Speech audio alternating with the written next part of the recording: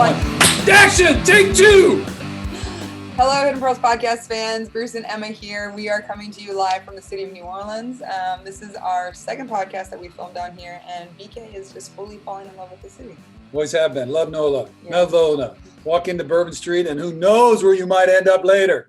Mm-hmm. Come on. Okay, here we go. So today we have a very exciting episode. We are about to be taking on a project and more promoting it. That's why we're doing this. It's called NFL Tight Ends Unite for Haiti. And so we're going to get into that with the podcast.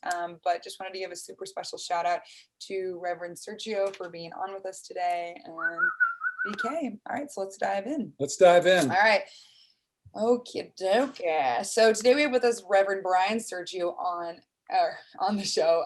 He is an ordained pastor in the United Church of Christ. He has been visiting, working with, and serving with the people of Haiti for over 30 years, working with an organization he co-founded called Haiti Allies. We know Bryan from our own family's days in Madison, Wisconsin, where young GK was born on a football Saturday, where we lived when Bruce first left the practice of law to do something else and entered seminary on his way to a master's in divinity and ordination with the United Church of Christ. Bruce has traveled to Haiti twice with Bryan and has stayed in touch and supported their work there since his first trip back to Haiti in the 90s. When I was born. Today we will share a part of the overall story with Haiti, the work of Haiti Allies, and then particularly the upcoming NFL's Unite for Haiti Allies program. So that's going to be a virtual yoga fundraiser, and we're going to give you all the details for that. It's going to be on July 21st through Zoom via the Barn, we think, for Nashville. So more on that later.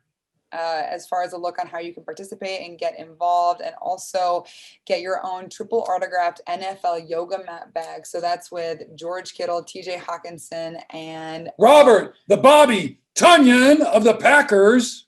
Exactly. Okay. So to get this started, though, just to provide a little extra context and why we are so passionate and connected and want to give back and help the city, we're going to play a video from our team in Haiti, from our colleagues in Haiti who are actually they're there, they live there, they work at the factory.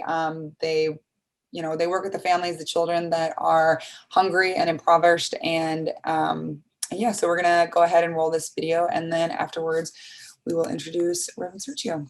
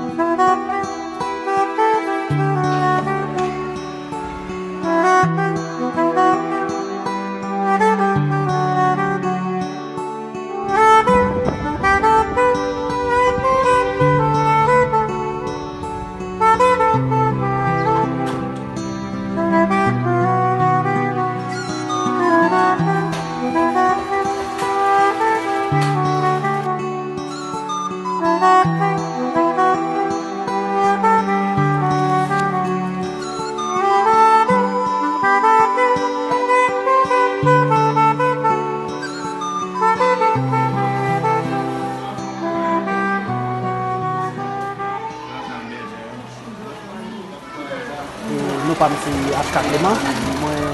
Je travaille dans CISAT comme manager.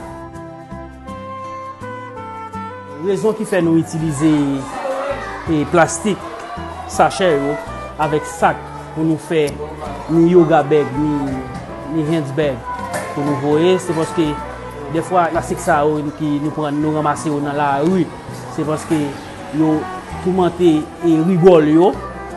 Et dès que la pluie tombe, nous venons dans la rigole, boucher rigole, et venons dans la mer à tout.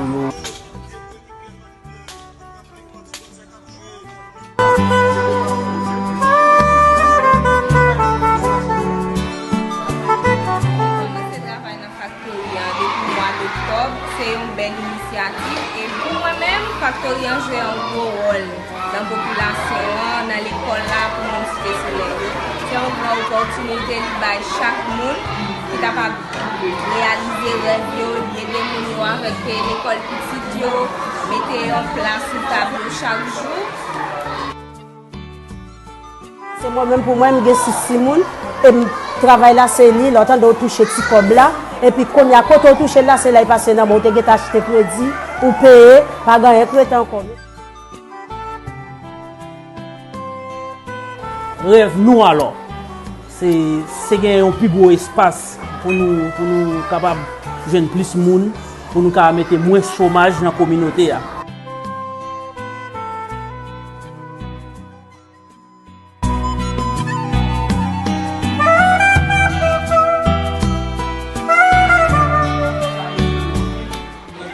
Etan ki yon élève dans l'école, yon élève CSCS. Importance factoria li edem et gérer et bagay l'école moi parce que moyen li vraiment important pour gérer bagay l'école.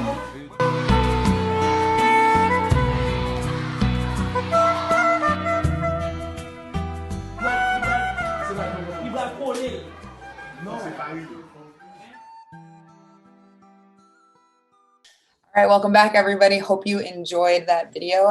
If you are not watching this on the YouTube channel, if this is a podcast episode for you, then the video is not there, obviously. So go and watch the YouTube video. We're gonna post it on our social too, the actual video that we've just played. But definitely go and watch it. It's worth seeing so you can actually see and connect to, the imagery and the message there. Yes, because the picture tells 1,000 words, and it's really hard to capture in this podcast, even though we're going to tell some stories about our experiences there. And Bryan will, seeing some of the pictures about the situation and some of the things that we're trying to address, I think we'll explain to you why we feel so passionate about what we're doing. So really invite you to do that. So the Reverend Bryan Sirchio, as I like to call him, the most reverend. Anyway, Bryan is an ordained minister in the United Church of Christ, a singer, a songwriter, keynote speaker, CEO of an all-digital music publishing company named the Convergence Music Project. We'll have links and stuff in that in the show. If you have any interest in kind of musical ministry type activities, I encourage you to do that, as well as an author, just finishing publishing a couple books. He holds degrees in religion with a concentrated study in psychology from Duke University. He also has a Master's of Divinity from Princeton Theological Seminary. All right. Over the years, Bryan has pastored several UCC churches, as he is currently doing with the McFarland United Church of Christ. But the bulk of his ministry over the past 30 plus years has been in a musical ministry through his organization called Crosswinds Music. Bryan has traveled the country performing concerts, speaking, preaching, consulting with congregations, and leading retreats. Bryan is a powerful storyteller, both in word and music, and his musical ministry has always included challenging songs, prophetically proclaiming the biblical call to social justice, compassion for the poor, honoring the earth, and extending the extravagant welcome, which he believes is at the heart of the gospel message. Getting goosebumps. All right.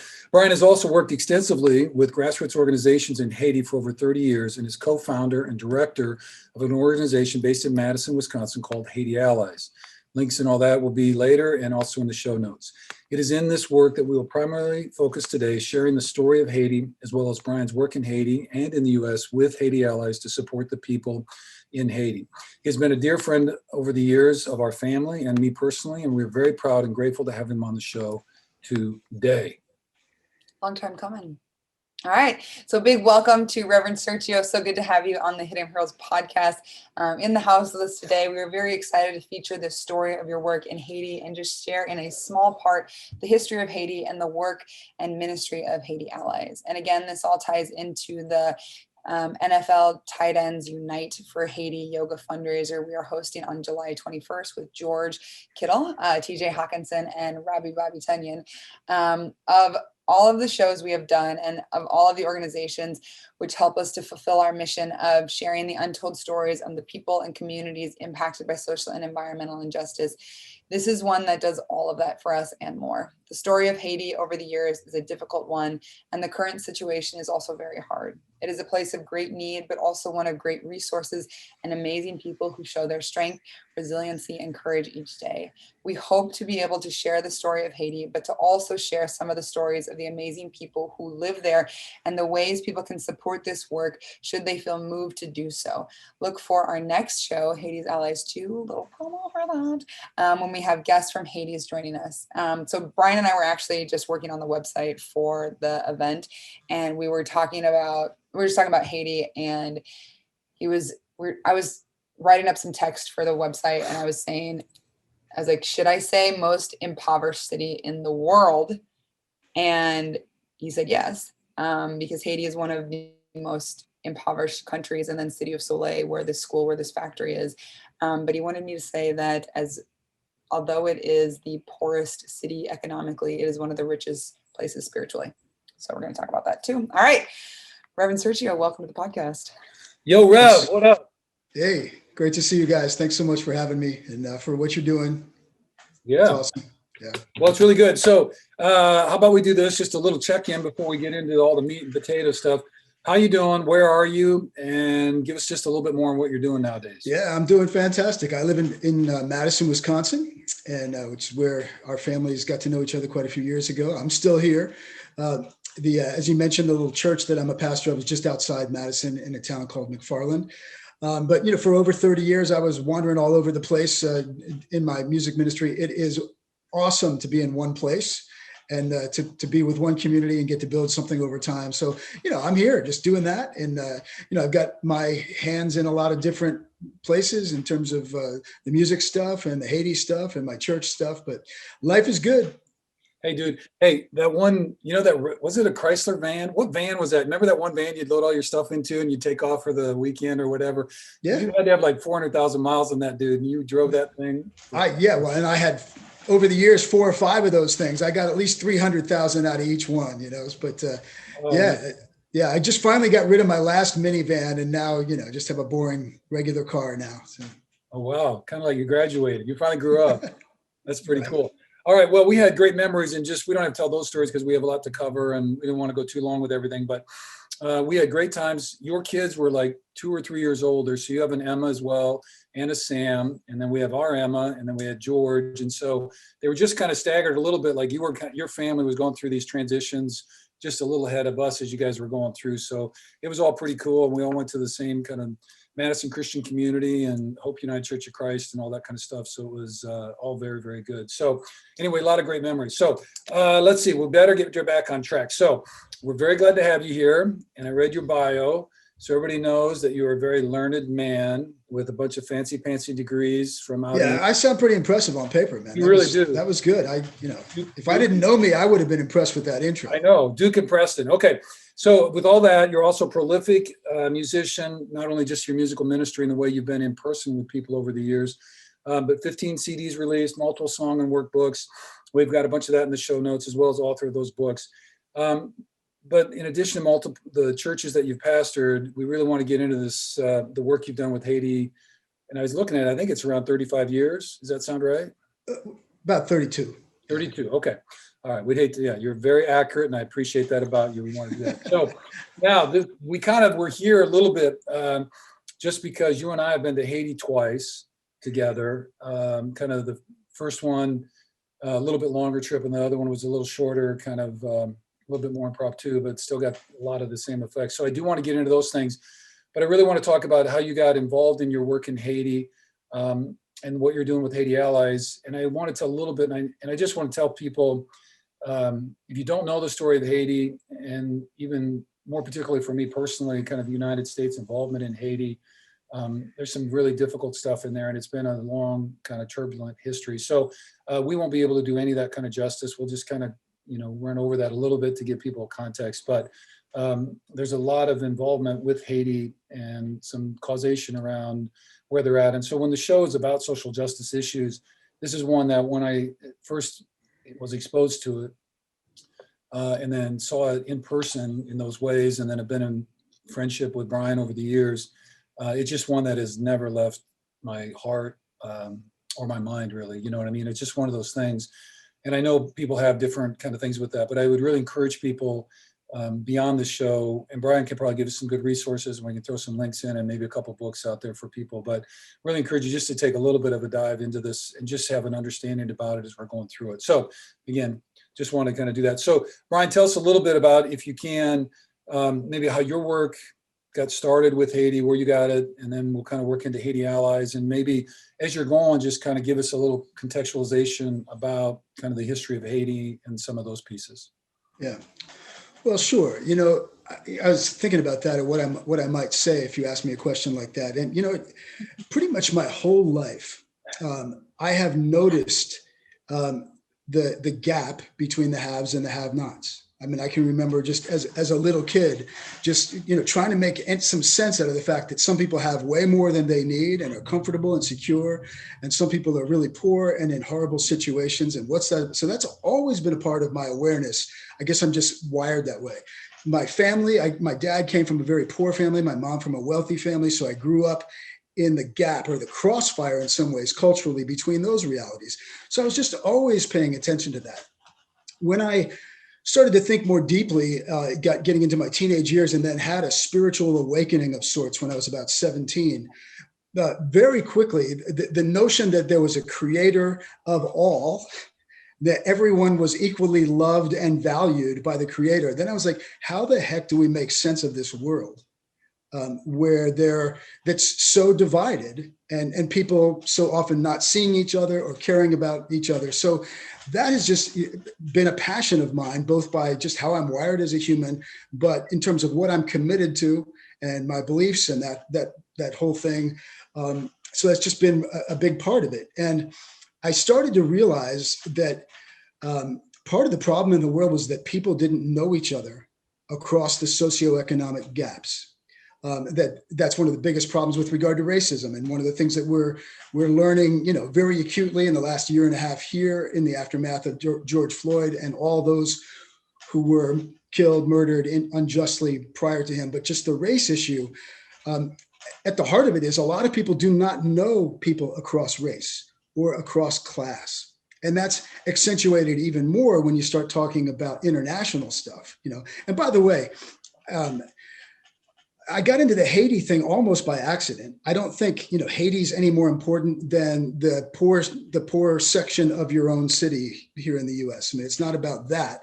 But when I started to really reflect on these issues and get a sense of history, and then I realized that Haiti was at that point the poorest country in the Western Hemisphere. And so just trying to understand, okay, how does that happen? I mean, you know, that's not a natural thing that some parts of the world, I mean, we're not smarter or better than, I mean, some people might argue we are. I don't think so. But how does a country become that perennially disadvantaged and disenfranchised? And so I was just kind of got to that point where for my own well-being, I need to understand this, you know, what's going on in the world. And so I came across an organization that took trips to Haiti and other places in the world. And I loved their methodology because it wasn't to go to, quote, help those people down there. You know, it was to engage and try to learn from them, with them, and to open up our own minds and hearts and say, okay, how does the world get this way? You know, so I love that methodology and the respect behind it. Took a trip like that, and Haiti just kind of stole my heart. I mean, you've been there. It has a way of the reality of it and the injustice where we have it here. But in a place like that, it's like right in your face. I mean, you know, you can't deny it. Yeah. And that's part of the gift of it. And so again, I've been trying for the last 30 some years to just educate myself and open my own heart to say, okay, what does this mean to have a world where so many people, like the neighborhood that I work in, it blew my mind to realize that people there didn't eat a real meal often more than like once or twice a week. And things like that just bothered the heck out of me on a real visceral soul level.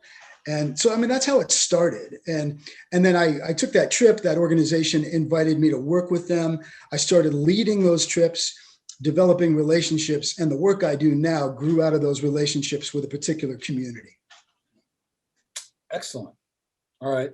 Yeah, because I think Don McLean was still working. So those were the Ministry of Money group, right? Yeah, and Don McClan, by the way, was the founder of the Fellowship of Christian Athletes that some people may be familiar with. Yeah, FCA. Before FCA took a sort of right-wing turn, and so Don McClan was a very passionate person and a very justice-loving person, and he wanted to really wrestle with the gap between the rich and the poor in the world. What's that about? How's that get there? If you say you care about people, how can you be at a certain socioeconomic level and not somehow connect with an effort of compassion and justice? Right. Yeah, and I love those too. So, I mean, I think in the context, at least when we were in that, kind of talked about it as a reverse mission trip, and there was a real clear philosophy behind it that was really different. You know, you read about people, well, we're going over there and we're going to serve meals or we're going to build a building, and all of that is fine and good. So this is, again, no criticism or judgment, any of that. But the entire purpose of this and the preparation for it, which was, you know, somewhat involved compared to maybe some of the other stuff I've been involved in, was really realigning our kind of mental approach that we are going there and that we will be ministered to really in a way of opening our hearts, opening our minds to a deeper understanding of what is really going on there.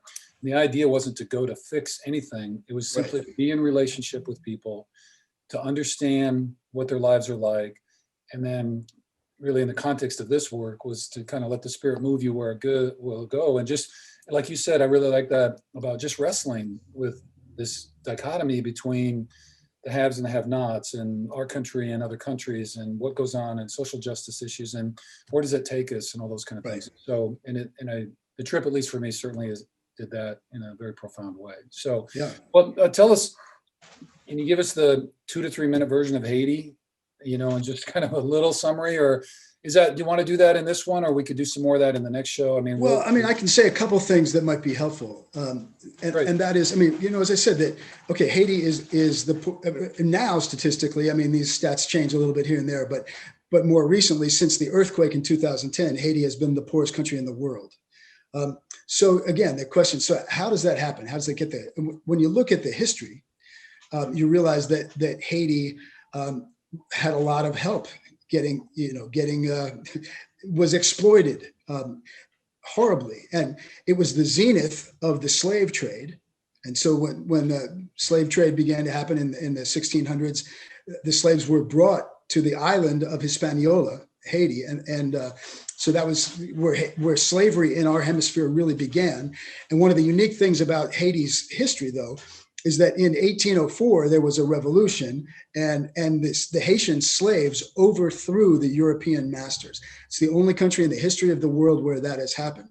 But the rest of the world, France, United States, and other so-called developed nations. And by the way, my Haitian friends say, don't use the word developed nations. You know, if you left us alone, we would develop. Right. You know, it's not natural, you know, to be poor like this. You know, they were exploited, they were impoverished. But once they got their independence through a violent revolution, scared the heck out of the rest of the world. And so the United States and France undermined their freedom, refused to recognize them for a long, long time, and has been either directly or covertly basically using Haiti and to be blunt, screwing Haiti over for a long time for resources, for cheap labor, for strategic reasons, but controlling the people and not letting them be free, sending in the Marines many, many, many times to take the country over. Anyway, and that's a whole nother conversation as to whether or not that's a good idea, but that's their history of being exploited. And so they're not stupid. You know, and when you go there, you realize, whoa, this is a beautiful culture of amazingly gifted people with so much to offer the world if they were given an opportunity. So a big part of our work is trying to invest in their creativity, their opportunity, their capacity to call that forth and create opportunities for them. Right. And really to the extent that we're able to lobby for ways in which we can lift kind of the economic difficulties that have been imposed on them, so that to the extent that creativity is freed up, that it can be employed in a way that would benefit the people of Haiti. So working on that. So yes, long kind of disparaging history there on the part of the United States, and we'll leave that to others to kind of work on. Okay, so we got that and we're there. So then talk to us eventually then, after your involvement there with Ministry of Money, you're taking the trips, eventually this thing called Haiti Allies comes to fruition. So talk to us a little bit about that creation, its purpose, and kind of who are those people and what's going on? Yeah.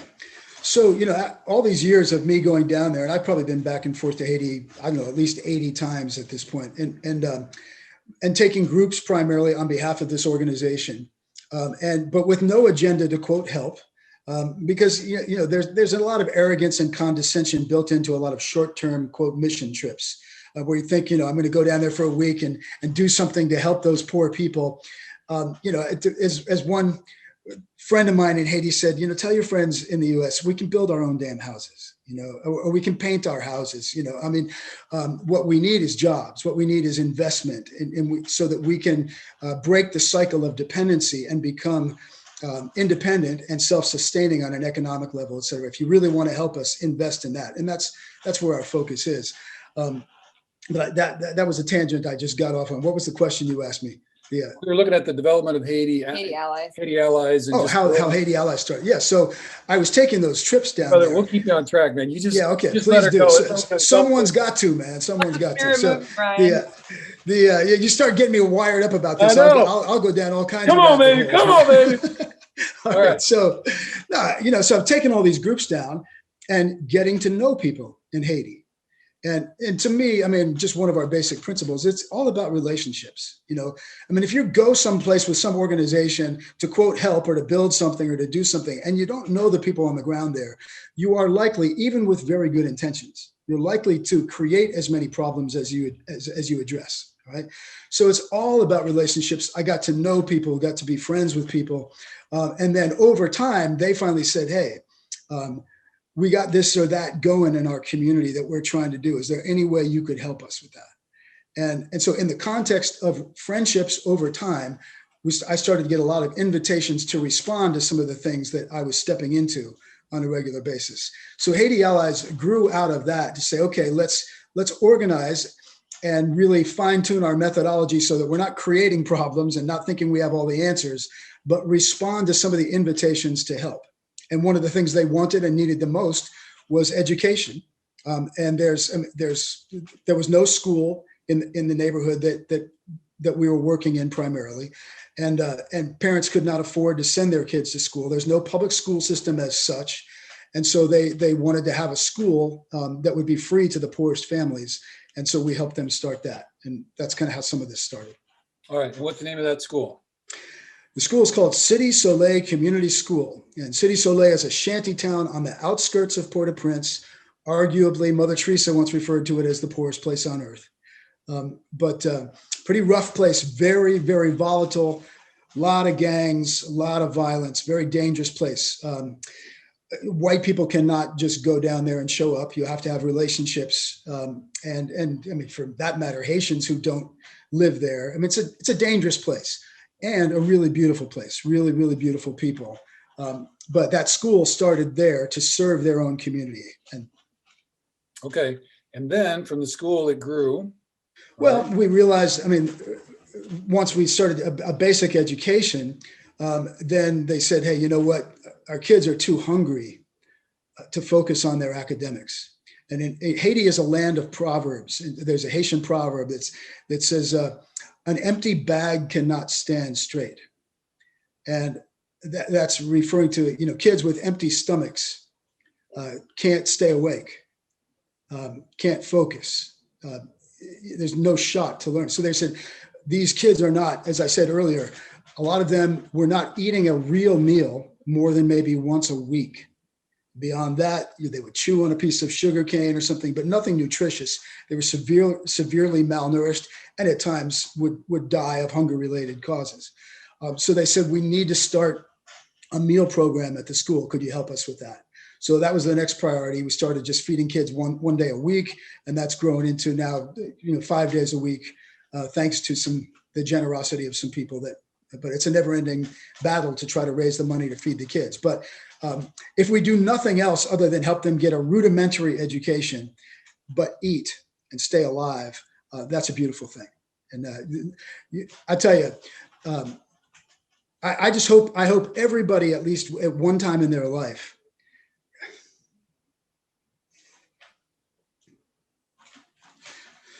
gets to see a kid who a 6-year-old kid or a 7-year-old kid the look on their face when that school meal comes. And then often to see that little kid not eat all of what's on their plate and scrape a little bit off in a bag, take it home so that their brothers and sisters or their parents can eat that day. All you got to do is get your head and your heart around the fact that that's the way the world is in places like this. It doesn't make much sense for me. Well, put it this way. Who I am and who I'm trying to be, what my life's about, makes no sense if it's not somehow connected to that reality. I can't, but none of us can fix it. We can respond to it, and so that's what we're trying to do. So education, food. Let me just stop there and give you a chance to. Well, no, man, it's like, and I know people, a lot of our listeners, they'll have been exposed to maybe other kinds of situations that are very difficult like that and that. And I guess, what I got out of that is kind of the starfish story about the guy throwing the starfish back that washed up. Somebody comes along and says, there's hundreds and hundreds of them. You'll never save them all. And he goes, yeah, but I can save this one. And so they just keep on doing it. And so that's, it's kind of like encouraging folks within their sphere of influence to commit to whatever they can commit to and pay attention to those pieces. And so for you, this has really been a central piece for your ministry and who you are as a person and those pieces. So Right. Really love you for that and really grateful for the pieces that you've shared with me over the years on that. So, well, from the school and then the meals, then it took another step. So there was some more growth there. And so explain to us that step, because I think that's a really important step and it really ties us into kind of the fundraiser and these yoga mat bags that we're talking about. Right. Well, as I said before, a big part of our commitment is to trying to help them break the cycles of dependency that have traditionally characterized a lot of nonprofit work or quote mission work. By the way, we really don't use the term mission much anymore just because it has all those connotations with cultural imperialism over the years. We call our trips journeys of mutual exchange. So we go down, yes, we do try to do some things, but we make sure that there's a mutual flow and we're receiving the gifts and honoring the dignity of what Haitian people have to offer. But we realized over the years that, it's a never ending effort to try to raise enough money to send down to feed kids. That in and of itself is a beautiful thing to do. But the more beautiful thing is to help families there have jobs, so that they can feed their own families and know the dignity and have some hope of not being dependent on foreign benevolence, and good-hearted people. Lots of that dependency still exists, or we wouldn't be doing a fundraiser like this, but our goal is to create work. So long story short, after a lot of thinking, we helped them start a little factory within the footprint of the school that they built. So the factory is owned by them. It's not a sweatshop where some foreign company comes down and hires people at slave wages. They paid a decent wage, and parents of the students are employed to create things primarily out of recycled materials in the community. So the yoga mat bags that are a part of this fundraiser are made in this little factory by parents of the students who make a living so that they can support themselves. And if we can make this factory profitable, and we're always looking for help with marketing and all that kind of stuff. It's just really in the initial stages. But the goal is for the factory to generate profits that would underwrite the operations of the school, so they don't need our benevolence. And have a shot at being self-sustaining. Right.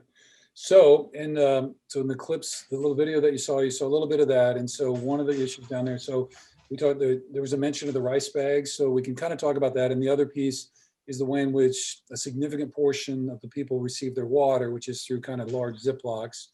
And and I think approximately 2 million per day get discarded around Port-au-Prince, so people have some kind of fresh water, because there is no running fresh water for the most part. Yeah, it's even more than 2. It's 8 million of those water sacks a day in the capital city. And for people who aren't familiar, they're little sacks, plastic sacks filled with water that's clean that they can drink. Lack of access to clean water is the number one cause of death in the world. Right? So people in Haiti don't have access by and large. You can't drink the running water there, right? So they are forced to either get water from a trucks and pay for it, There are water trucks, that come by. If they have access to a well in the mountains or whatever, that can work. But in the city where we work, it's these plastic sacks full of water. So we've been taking those plastic sacks and recycling them and ironing them together so they're thick and strong, and then creating things out of that. And before I go any further, I have to give credit to an organization called Peace Cycle. PEACE Cycle. They have a website. They're the ones who first came up with this idea, woman named Rose, and they really should get the credit. We're working hard not to create anything that they create so that we're not competing against them. But so we had already been making the yoga mat bags out of recycled rice and flour bags. And those are the primarily the ones that you'll see in this fundraising effort that have been signed by the guys. But we're now making those same yoga mat bags out of those recycled water bags, because otherwise those sacks go into a canal of open sewage and then go out into the ocean, and it is an environmental disaster. And something that I want to say is, because what triggered when we started thinking about this was, if you guys watched episode 10 that we did with Water Boys, right? Yeah. So Ben Garland and Chris Long. At first we're like, let's build a well, like let's partner with Water Boys to get a well to Haiti. So can you talk about why that isn't the best solution for it right now? Well, I mean, it may be possible. You mean, well, in the community of City Soleil. I mean, I'm not sure exactly what you're alluding to, but I mean, one of the realities is that that there's a business, happening, distributing these sacks, and it's run a lot by the gangs or by organized gangs in corporations. And so if we came along and in any way competed with or undermined that, you get people killed real easily, so we have to be very careful about things like that. I don't know if that's what you were that's wanting me to mention. Yeah. And just so though, for people, so this is kind of the initial piece, but I mean, our long-term effort, and again, to do it in a way that's sustainable and safe and appropriate, there's so many moving factors down there, Right. Would be to try to help the school with the factory eventually have its own source of water, if we can do that in a safe way. So that's absolutely. And Chris, if you're watching this, man, we would love to have you come to Haiti, and we can find a place for a well that would be a win-win for everybody. But yeah, we're working on it. Yeah, we do have interest. There is kind of a group working on that. We have conversations around it. So we have a lot more about implementation and boots on the ground in Haiti to make things work. So that is kind of part of it. So, okay. So factory, those kind of pieces. And so what we've seen then, and there's some clips on there, and there's pictures of this on the Haiti Allies website with the yoga mat bags and those kind of pieces. And so we have a bunch of them. We have about 200 of them that are signed, that are the rice bags. And then we have the recycled ones. How many did you just send us? Because I know they were at the house before I left. I think I sent you about 100 of the water sack yoga mat bags. If you can get those signed. Yeah, so those are going to get signed as well. So we should have 300 to 350 of these bags available. We'd really love, those are going to be available. They're part of the fundraiser. They're going to be autographed again by George and TJ and Robbie Tonyan. And so you'll have those, and if that's meaningful to you in that. And there's two sizes. So there's kind of the small traditional one. I really like the super extra large one. Is so great because you can fit the yoga mat in there and stuff some stuff in, and it's got a great bag. So just to be clear, the only ones that are signed are the big bags, but there are smaller bags available on the website. So if you guys go to the website, which I'll have linked, Haiti Creates, and I'll sign any one that anybody wants. Yeah, Bryan will sign all of them, but you can get different sizes. But we only picked the big ones because BK and I loved it just fits better. We liked the big bags, so we're like, let's roll with those. We'll make it easier for the website. Yeah. Big for our guys. Okay, so let's see. We got school and factory and all that. So we talked about reverse mission trips a little bit and kind of some of those things. And then, so let's talk a little bit about the fundraiser coming up. So let's do that. So Miss Lou, you want to just kind of just unfold that a little bit. And so you guys, let me just intro it. And so just in conversation with Bryan, this has kind of been on my heart for a long time. And so we try to be supportive and do all those things. And then we were looking at the Haiti Allies things and these pieces. And so Miss Emma being the yoga, yogi, and the guys really appreciating yoga. And we had guys at the barn. And so talking to Bryan, they sent us all the bags, we autographed them. And so we've been trying to kind of figure this thing out. Of course, COVID didn't make it too easy. We were going to do kind of a big live event. And so we're going to do the Zoom thing. So Emma can kind of talk about the format about that. But the idea is we want to share the message. We're going to, about Haiti. We really want to push a little bit about Haiti Allies and the work that's being done there between the school, the meals, and the factory, how people can support it, and asking people to just buy a bag if you can and see what else is available and all those kind of things, and just maybe take a look too. So it's about raising money, but it's also about we really want to just create some awareness and maybe engage people in a little bit deeper way. And that's what our hope is with the fundraiser. Yes, excellent introduction. And the other hope is, so the reason that we wanted to do this instead of just taking money and donating it is we're trying to support the business. So the economic side of the school, the factory, so that it becomes something that is self-serving, so that it's not just us donating every once in a while. And our hope in raising awareness is that, these bags are awesome. Like we actually Super use awesome. them and take them. We didn't take the signed ones because we're saving them for y'all, but I took he a signed did. one. But the reason that we're like, the bags are great and the functionality is awesome. And so we wanted to create a product that we were actually going to use and that we do use, and then promote it in that way so that, like, even if you can't come to the event, you can buy the yoga bag, you can share about it. But let's talk about the event. So, okay. All right, so on July 21st, from 3 to 5 p.m. Central Standard Time, we're going to be hosting a virtual yoga event, and it's called NFL Tight Ends Unite for Haiti. And so George, TJ, and Robbie, they all got together. They signed a bunch of bags. They're going to be signing more. So there's going to be 3 different options of how you can get involved. So the first option, and now we're doing this over Zoom, and so there can only be 1,000 people, and I'm hoping we max that out immediately. That would be freaking amazing. But the first option is you can buy the link to the Zoom, and everything is going to be through the Haiti Allies website. I'm going to have it all linked for you guys. But the first thing that you can do is you can buy access to the class. Now this is $35. All you're going to get able is the link to join the class. You can participate, watch it. It's going to be kind of a 2-hour thing. So there's going to be like live questions on, there's going to be different stories from our friends in Haiti sharing about different pieces that we're talking about. George, Rob, and TJ are going to be on. It's going to be like the old Jerry Lewis telethon. I've never seen that. I know a lot of people haven't, but like the old folks, like we know, like they'd get on for like 48 hours. You wouldn't sleep, and he'd be like, it's time, like, come on, baby, we got to. All right, anyway, all right. So we're having, so that's the first option. So you can just get on. It's just a watch option. The second option is the watch option plus the signed yoga bag. Okay. So plus the signed yoga bag. Yeah. Get yourself a bag. Get yourself a bag, right? And I think we have that listed for 875. No, we have listed for 85. So playing off of George's number, all the money is going to the nonprofit. And Bobby T. And what? 85. Oh yeah, and Robbie. Sorry, TJ.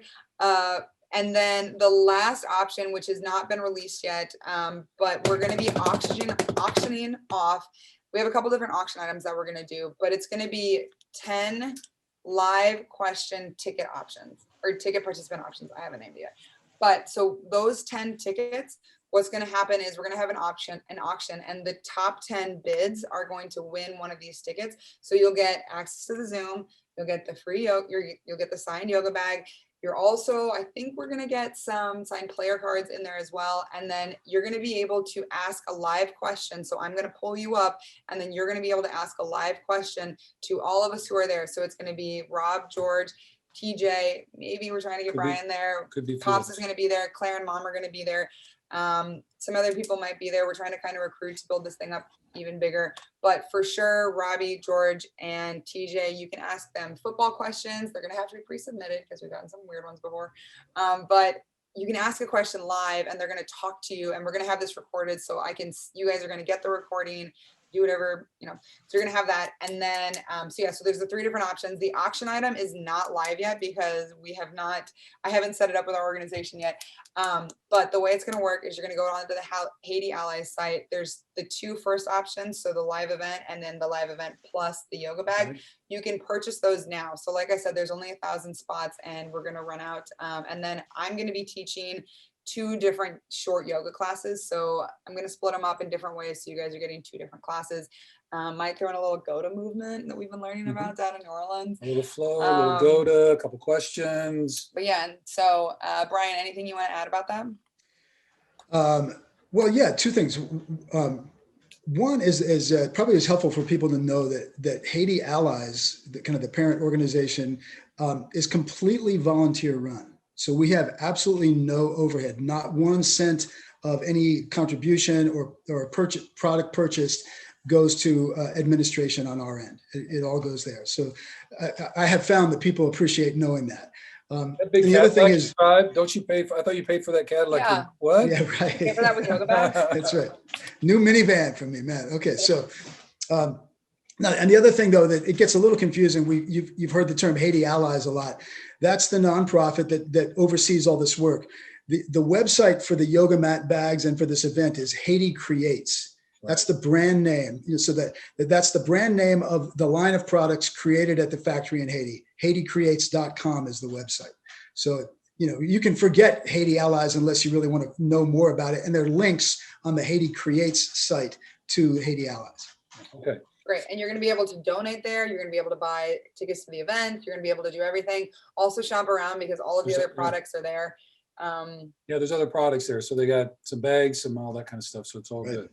Yeah, and let me just also say that if somebody's watching this who is a really good business person and feels like you would like to volunteer to help run this business or consult with us, we are always looking for people to help us with marketing, to get the word out. So it's really a startup at this point, and so we could use help. Okay. So if anybody's out there for that, well, let's talk then. Next week, we are going to kind of redo another. This is going to be Haiti Allies or Haiti Create Part 2. And we're going to have some guests from Haiti. So Bryan, tell us a little bit about who might be on the show and talking to us from the school and or factory or boots on the ground there. Yeah, the one primary person is a man named Guy Morales, and he's a dear friend of mine, and he and I co-founded the organization that owns the school down there. It's called SPARE, which is an acronym that stands for Sponsorship Program Aiding Relationships in Education. But that's the nonprofit in Haiti that owns the school, runs all the programs, owns the factory. So Guy will be with us, an amazing guy with an amazing story, grew up in that neighborhood, has been through an awful lot and can speak very powerfully to what the Haitian reality is. And then hopefully maybe one of the workers in the factory, but Guy speaks English, so it's a little easier to do this with him, but he could translate for one of the workers. Okay. So Bryan will be on, Em and I will be back on, and then we'll have Guy and then maybe somebody else from the factory. So that'll be good. So just take a little bit deeper dive, and then we'll have some additional videos kind of put up, and so people can learn and understand a little bit more. So we'll be all set. Okay, so, well, Bryan, then just right now then, so we've kind of talked about this. So here's what I've got, and you can add to it. I've put just a closing thing about how can people help. So we want folks to go to the Haiti Creates website. They can sign up for the Haiti Unite, Tight Ends United thing for the fundraiser on July 21. So there's a couple options there soon, and maybe by the time we get this posted, or at least soon enough, the third option will be there as well. You can order your yoga mat bag and all that kind of stuff and or other products. Obviously, they'll always take donations of your time, energy, and money. So that is always a great thing. What we would really Time treasures talent. Time treasures talent. The other thing that we would really love you to do is if you would share this podcast and or the Haiti Create stuff with others and your friends. And so if you get a little bit of a nudge on all that kind of stuff, we would love to broaden that. We'd really love to sell out the 1,000 folks for the Zoom event. And if we have that and there's a demand, we'll do another one. So we'd really love that. Also on the Zoom link, it's getting set up right now, but you're not going to get the Zoom link immediately. It's going to go out closer to the date of the event. So if you don't get it right, you're just going to get like a thank you for your purchase. Thank you for supporting Haiti Creates. So you're not going to get it right now. So don't freak out, but you can also message me if you need to. Message us. info@thunderbirdperformance.com. Okay. And then last, I guess if you really get excited, we'll figure out a way to take a trip. And so maybe this will evolve to kind of another trip, and maybe Hidden Bros podcast goes to Haiti. Yeah, so like next spring, maybe we'll get some of these fancy pantsy, not just East Coast trained reverends, but maybe we can get some of these fancy pantsy NFL guys to go with us and just take a little bit deeper looks. And so that's obviously an opportunity as well. So, Bryan, so we got to close out because I know time is we're a little bit backed up on some stuff here. So I wanted to talk to you a little bit about it, and you could think about this too. I know you've had some very profound experiences in Haiti, and I guess I'll take a little shot at this.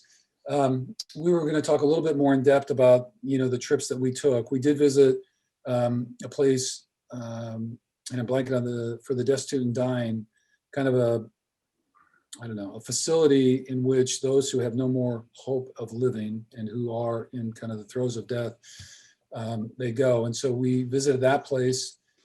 We visited also, I think, some other schools and such, and just kind of really experienced some of those pieces. And so, I think what, some of the things that really struck me was, one is the color grace, and by color, I just mean the richness of the people and who was there with us, the people, the way in which they treated us and received us. And it was great too, because you guys did a great job prepping us in a way of like, we're really the ones receiving ministry here in this relationship. And that's really how it felt.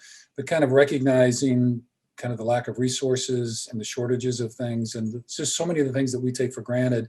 And then being with people, and I've worked a lot of prisons, I've worked jails, I've done hospital ministry stuff. I've been with people in very difficult situations and all that. But Haiti's certainly one that I've never forgotten, just because of kind of the overall context in that. And so I just encourage folks to, maybe we'll get a chance to kind of look at a little bit more of that with Guy next week. But I guess I really want to encourage people to maybe just take a breath and take a little bit closer look and be open to having your heart broken just a little bit and learning this. And I know we're not asking everybody to do everything, but if you have a nudge about doing something new and something a little bit different and meeting some new people, then maybe the Haitian story will be one that will kind of vibe with you. And we certainly encourage you to join us on the fundraiser, because we think it'll be a great event, both kind of educationally. It should be really fun with the tight ends, do a little yoga, and hopefully we'll raise some money for folks as we're going. Bryan, so we will hook everybody up. Where can people find you on Instagram, social website? I'll put it in the notes. We got all that. So we got Haiti Allies, we got Haiti Creates, McFarland UCC, Crosswinds Music. We got your books and all that. Is all that on Amazon or local bookstores? Okay, so we'll load all that. Yeah, you can find me in at least some of my stuff on all those things. We're going to try to get you digital. And then we got the Convergence music project as well. So we're going to dial up some of that stuff as well. So, all right, Bryan, we thank you very, very much for joining us. Wait, I want to do the last question. Oh. This is my favorite one. We're going over, but so even with all of this, and obviously I hope you guys are hearing that the Haitian story is a very difficult one. Bryan, with all your work and everything, and Dad, I love what you said about being willing to have your heart broken a little bit. As I'm sure, Bryan, you have felt that many, many times. What gives you hope in all of this after all these years? Well, directly in Haiti, what gives me hope is just the courage and the resiliency of spirit of people. The reality that they live with and the odds that are stacked against them, and on so many levels, and yet maintain a degree of gratitude and joy. That's, the first trip I took to Haiti, I had heard the old adage, money can't buy happiness. But when I went down there, I was blown away by the fact that I was spending time with people who materially had nothing. And the majority of them were more joyful and free and loving and kind in a real authentic way than most people I knew in my life. In fact, and it hit me, I don't know that many profoundly happy, content people. And in Haiti, the joy just spills all over the place, So I came back thinking, man, I think we have some serious rethinking to do, that our affluence very often is more the problem than the solution. Money can't buy happiness, but it can buy a lot of stress and anxiety and unhappiness. So having a chance to reflect on that in the context of real relationships, and to realize, you can be materially destitute and actually live a beautiful life. Not to romanticize anybody's poverty. And there's a difference between misery and poverty. Most Haitians I know say, we're just trying to move from misery to poverty, man. We don't mind being poor, just don't want to be miserable. So anyway, those are the kinds of lessons, and just think, it makes me stop and say, okay, what's life really about? Are the things that I'm spending my time looking for and seeking after, do they contain what I'm looking for or not? And very often the trips in Haiti give me clues as to what I'm really looking for than anything else. All right. You're a wise man, Bryan. Very cool. Well, all right, brother. Well, we thank you for sharing. And then we're going to finalize our date, but sometime over the next week to 10 days, we hope to have that one up. And again, people, mark your calendars for July 21. Those links are already available, and all those are going to be posted in the show notes. And we'll be pushing them out on our Instagram, and hopefully our players will nudge them as well. And we'll get some. We're on it. I got it for them. Yeah, so we'll do all that. So, all right, Bryan, any last words? Not last. Just huge gratitude. So all of you and to George and TJ and Robert, thank you so much. Really appreciate it. All right. Yeah, Robbie T, sport in Wisconsin there for you. Hey. Yes. Yeah. We're in Wisconsin, Robbie. Go Packers. Go Packers. All right. All right, brother. We love you very, very All right. much. Thank you for all your work and for spending this time. And then we'll follow up with you here shortly. Fantastic. Thanks so much. All Thank right. you. Yep. Bye-bye. All right, everybody. Thank you so much for watching part 1 of our Tight Ends Unite for Haiti series. We are super thankful for Bryan to have him in our life still. Yeah, and for all of you guys who are going to share this and promote this and help us make a difference. There's a lot of work to be done. So thank you.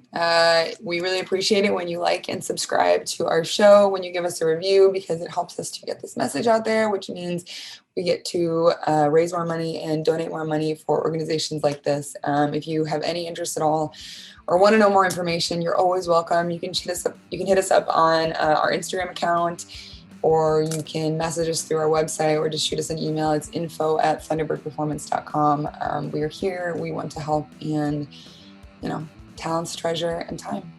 And for you yogis out there, with the yoga bags and this being a yogi event, we just encourage you, if you've got a local yogi studio that you are part of, you could share it there with folks, because we'd sure love to get this thing filled up and or have people help us sell out the yoga mats, the bags. So any help you can get with that. And if you're interested in helping this event get off the ground and want to do some more distribution, whatever, we're always looking for that help. So you can hit us up at our info email. Or even if it's not necessarily for this event, like they're making new bags all the time. And if you're interested in selling or promoting or like putting them in your store, or you have any awareness about that, we will pay for shipping and send them to you and send you all of the marketing and anything that you need. But yeah, all right, guys, thank you. And we will see you next week. Thank you.